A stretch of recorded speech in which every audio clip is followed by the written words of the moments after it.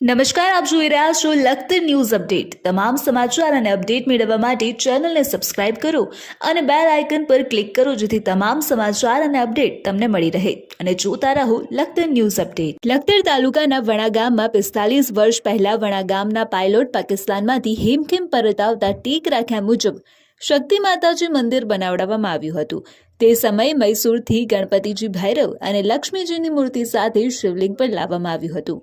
તે સમયે શરત ચૂકથી શિવલિંગની સ્થાપના કરવાની રહી ગઈ હતી અને 45 વર્ષથી મકાન સાફ કરતા સમયે શિવલિંગ જોવા મળતા તેની પ્રાણ પ્રતિષ્ઠા કરવાનું નક્કી કરવામાં આવતા શક્તિ માતાજી મંદિર પંટાંગણમાં માતાજીના મંદિર પાસે શિવ મંદિર બનાવી રામેશ્વર મહાદેવ નામાકરણ કરવાનું નક્કી કરવામાં આવ્યું છે।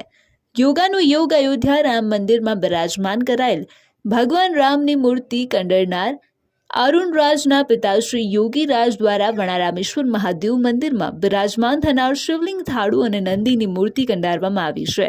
હાલ વણા ગામમાં આવેલ વિશ્વ વિખ્યાત શક્તિ માતાજી મંદિર પાસે શિવાલય બનાવી રામેશ્વર મહાદેવ મંદિર નામકરણ કરવામાં આવ્યું છે। રામેશ્વર મહાદેવ મંદિર શિવલિંગ સહિત શિવ દરબારની સ્થાપના કરવા માટે થઈને પ્રાણ પ્રતિષ્ઠા મહોત્સવ નિમિત્તે